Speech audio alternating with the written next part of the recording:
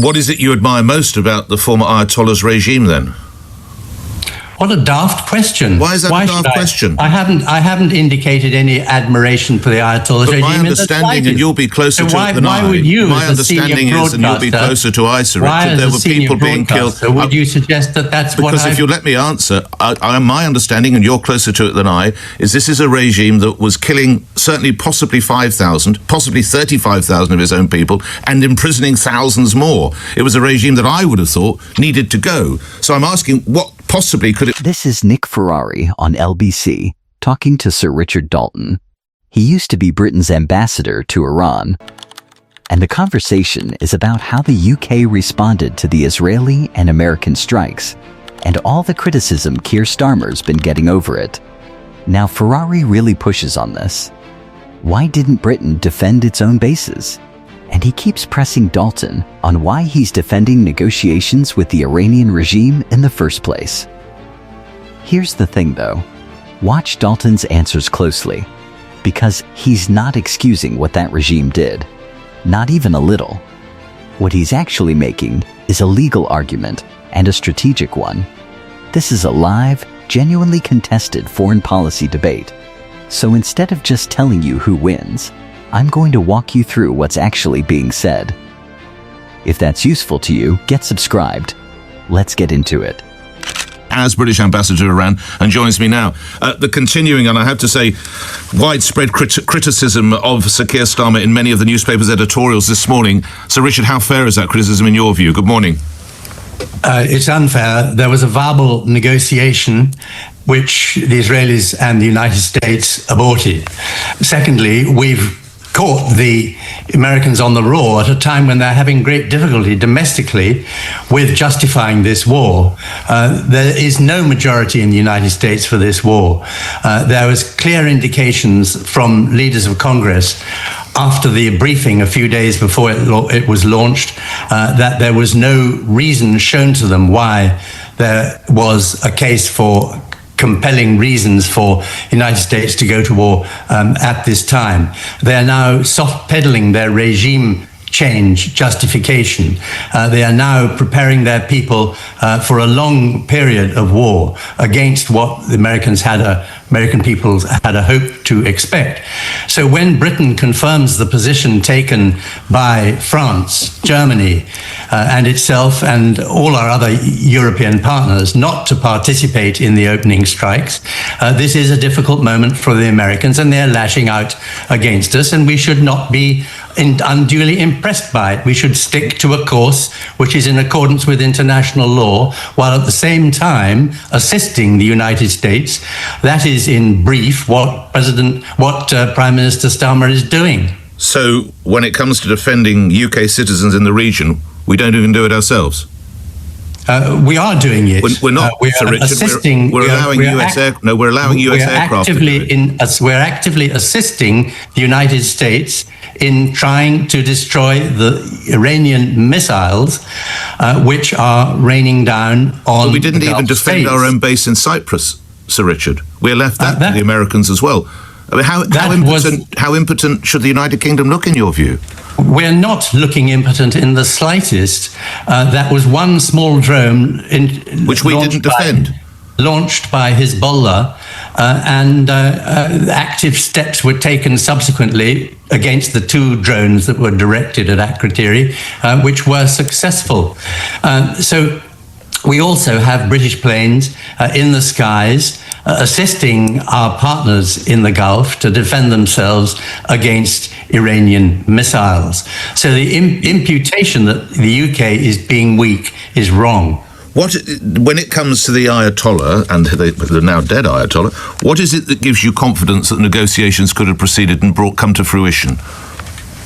The clear statements by the Omani foreign minister who was mediating, and my own knowledge of the points which the Iranians were prepared to concede. These negotiations take time. Before they were aborted by Israel and the United States, many people pleaded for the United States to treat them seriously, but plainly they did not. But what is it you admire most about the former Ayatollah's regime then?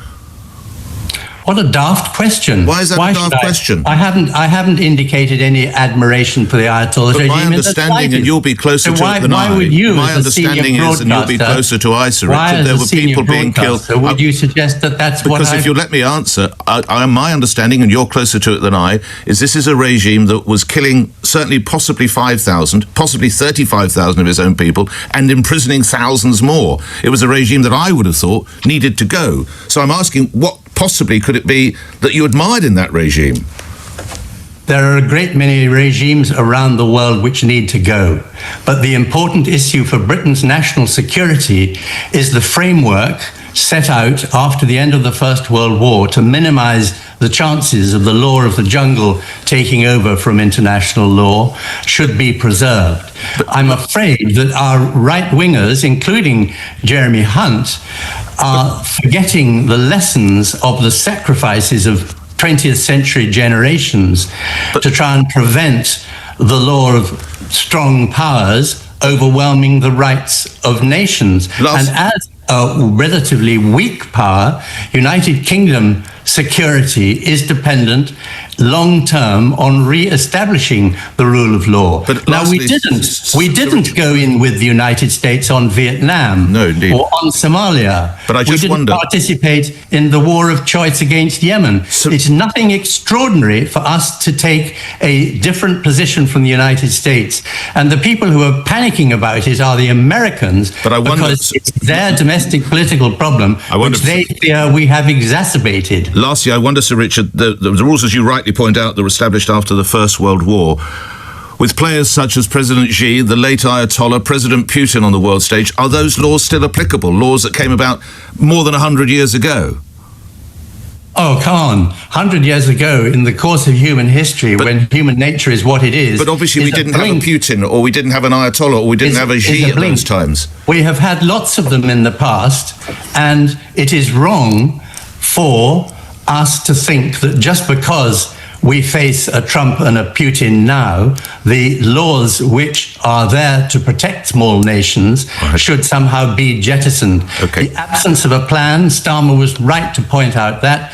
The absence of a legal base, he was right to point out that. Grateful for your time. Thank you very much, Sir Richard Dalton. You served as British ambassador. Okay, watch that moment again, where Ferrari asks Dalton what he admires most about the former Ayatollah's regime. Because honestly, that's worth slowing down on. Dalton never defended that regime's human rights record.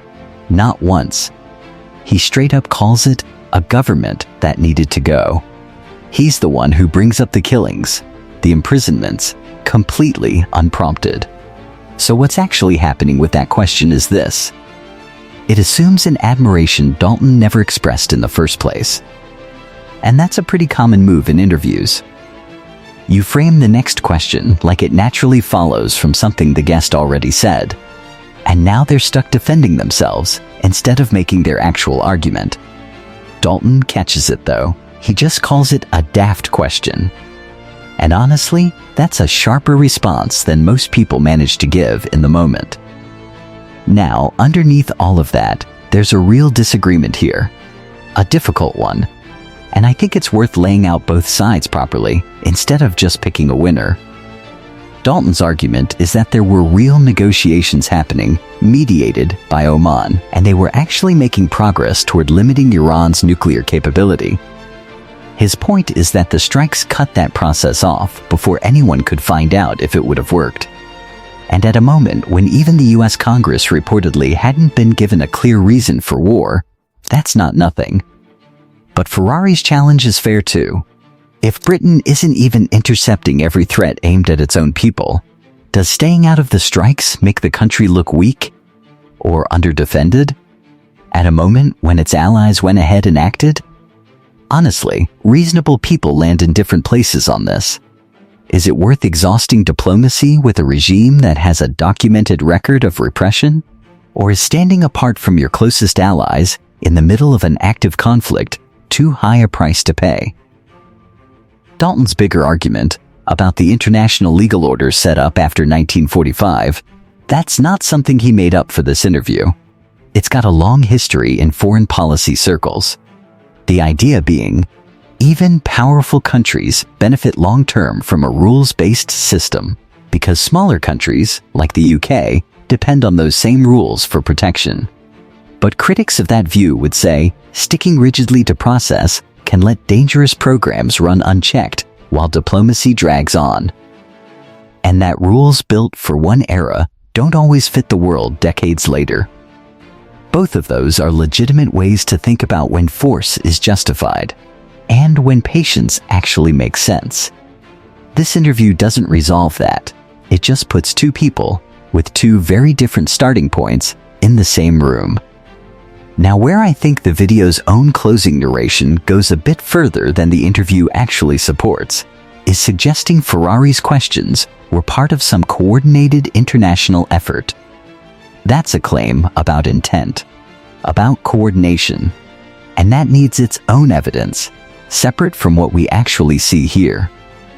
A pointed, adversarial interview style, that's just how LBC hosts operate, across the political spectrum. It's not proof of some larger campaign. Look, criticizing the substance of specific questions, the tone, that's completely fair. And the transcript backs it up. But claiming there's a hidden, coordinated motive behind it, that's a bigger claim. And it deserves its own scrutiny, not to just be treated as settled fact. That distinction, honestly, it's worth watching for in political commentary generally. There's a real difference between analyzing what someone actually said, which you can check against the transcript, and assuming a motive behind it, which usually you can't check at all. The first kind holds up, even if you disagree with the conclusion.